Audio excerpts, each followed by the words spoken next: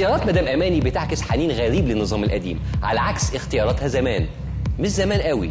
في المركز السابع المرايه.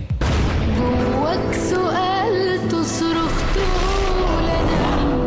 لأن لو وصل الفريق شفيق لرئاسة الجمهورية هيصدر حجم إحباط يفوق اللي عمله مبارك في ال30 سنة اللي حكم فيهم، وده مردوده على يعني حركة الشباب والناس اللي اشتغلت على الأرض واللي اعتقدت إنها قادرة على التغيير في لحظة، هيكون مردوده كارثي. هو أنت مين اللي عمل انت ايه اللي حصل لك بس؟ انت وقعتي على دماغك ولا كلتي حاجه بايظه ولا واخده كتفست على الريق ولا ايه بالظبط؟